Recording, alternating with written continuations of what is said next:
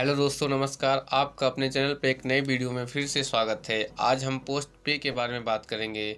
Post पे के बारे में हम आज यह बात करने वाले हैं कि आप क्यूआर कोड को स्कैन करके कहां कहां पर पेमेंट कर सकते हैं और कहां पर नहीं। अगर आप कहीं पर क्यूआर कोड को स्कैन करके पेमेंट करते हैं तब वहां पर आपको क्या कोई चार्जेस देना है या नहीं देना है। अगर आप किसी भी जगह पर मोबाइल नंबर इंटर करके अगर पेमेंट करना चाहते हैं वहाँ पर आपको कितना चार्जेस देना होगा वह भी हम जानेंगे। और अगर हम अपने अकाउंट में पैसा भेजते हैं वहाँ पर हमें कितना चार्जेस देने होगा वो भी हम जानेंगे। तो चलिए बिना देरी किए हम वीडियो को शुरू करते हैं।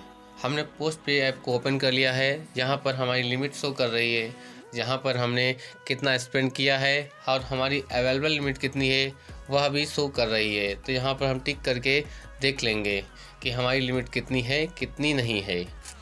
जैसा कि हमारी यहाँ पर टोटल लिमिट दिखा रहा है 5,000 रुपये है और हमारी अवेलेबल लिमिट यहाँ पर 3,875 रुपये है और यूज लिमिट हमारी कितनी है 1,125 रुपये हमारी यूज लिमिट है। और यहाँ पर अभी हमारा बिल जनरेट नहीं हुआ है तो इसलिए हमारा कोई चार्जेस और ड्यू डेट नहीं दिखा रहा है। इसका जो बिल जनरेट होता है वह हमारी महीने की लास्ट डेट जैसे ही हमारी ख़त्म होगी, जैसे ही 1 तारीख आएगी 1 तारीख को हमारा बिल जनरेट हो जाता है और इसकी ड्यू डेट हमारी 5 तारीख होती है। मतलब हमें 5 दिन का टाइम होता है इसका बिल पे करना देना। अगर 5 दिन के अंदर हम बिल को नहीं पे करते हैं तो हमें चार्जेस देने पड़ सकते हैं जो कि अलग अलग परसेंटेज पे होते हैं। अब बात करते हैं कि क्यूआर कोड को स्कैन करके कहां कहां पेमेंट कर सकते हैं।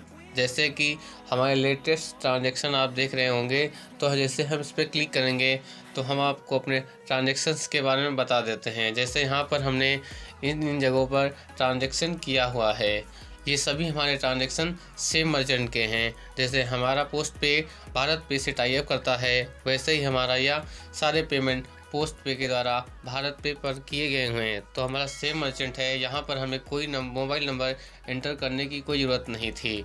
यहाँ पर हमने सीधा क्यूआर कोड को स्कैन किया और पेमेंट कर दिया।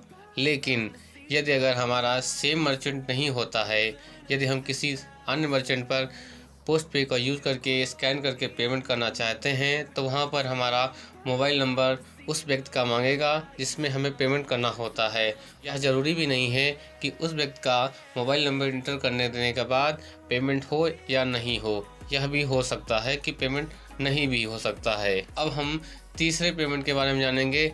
यहाँ पर हमें कैसे पेमेंट करना है मोबाइल नंबर इंटर करके और वहाँ पर कैसे होगा।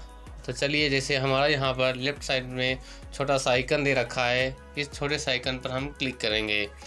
जैसे ही क्लिक कर देते हैं हमारा यहाँ पर दूसरा पेज खुल के आ जाता है। यहाँ पर हमें मोबाइल नंबर इंटर करने का बोल रहा है। जैसे यहाँ पर हम मोबाइल नंबर को इंटर करेंगे और कंफर्म करेंगे तो हमें यहाँ नेक्स्ट पेज पर ले जाएगा। जैसे ही मोबाइल नंबर इंटर कर देंगे तो आपके सामने उस व्यक्ति की डिटेल्स आ जाएगी, उसका नाम शो कर जाएगा और आपके सामने अमाउंट को इंटर करने के लिए आ जाएगा। यहाँ पर आपको अमाउंट इंटर करना है। जैसे मान लीजिए यहाँ पर हम 10 रुपये इंटर कर देते हैं तो यहाँ पर देखिए हमारे चार्जेस बोल रहा है 0.20 हमारा चार्जेस पड़ रहा है, जो कि हमारा देखिए यहाँ पर 2% का कन्वेंशन चार्ज फीस जो है लिया जा रहा है। तो यहाँ पर हमें 2% का चार्ज देना पड़ रहा है।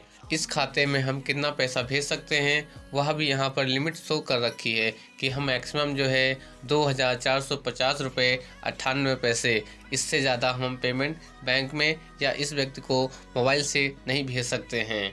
तो अगर हम इतना लिमिट यहाँ पर भेजते हैं तो हमें 2% का चार्ज देना पड़ेगा। यहाँ पर 10 की अगर बजाय हम यहाँ पर 100 रुपये कर लेते हैं तो हमारा चार्ज 2 रुपये हो जाता है।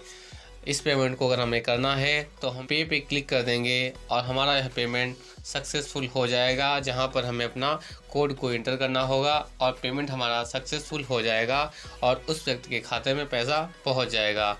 इस तरह से आप मोबाइल के द्वारा पेमेंट को कर सकते हैं। लेकिन यहाँ पर बात यह आ जाती है, अगर आप किसी भी जगह पर अन्य मर्चेंट पर जाते हैं, क्यूआर कोड को स्कैन करके पेमेंट करते हैं, वहाँ पर अगर मोबाइल नंबर एंटर करके आपका पेमेंट हो जाता है तब वहाँ पर आपको कोई चार्जेस नहीं देना होता है।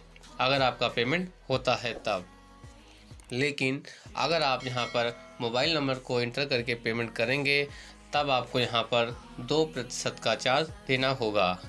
अब जानते हैं बात कि आप खुद के अकाउंट में पैसा कैसे भेज सकते हैं।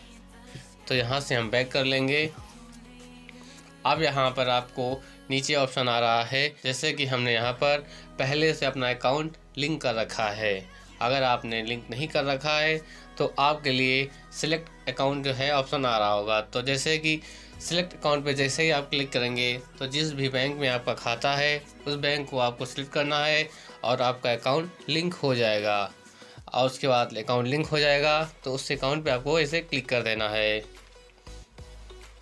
अकाउंट पर क्लिक कर देने के बाद आपके सामने फिर से अमाउंट को इंटर करने का ऑप्शन आ जाएगा। जैसे यहाँ पर हमने 100 रुपये इंटर कर लिए, यहाँ पर भी हमारा 2% का चार्ज लग रहा है, जहाँ पर हमारा चार्ज 2 रुपये बन रहा है। तो इस तरह से आप जान रहे होंगे कि अगर मोबाइल नंबर या फिर अपने खाते में पैसे को भेजते हैं तो हमें 2% का चार्ज देना ही होगा। अगर आप QR कोड को स्कैन करके वहाँ पर मोबाइल नंबर एंटर करते हैं तो अब आपको वहाँ पर कोई चार्ज नहीं देना हो। लेकिन अगर आप यहाँ पर पेमेंट मोबाइल नंबर एंटर करके या फिर खुद के अकाउंट में भेजते हैं तो 2% का चार्ज देना होगा। यहाँ पर अमाउंट जिसे हमने इंटर कर दिया है तो हमें यहाँ पर पे पे क्लिक कर देंगे।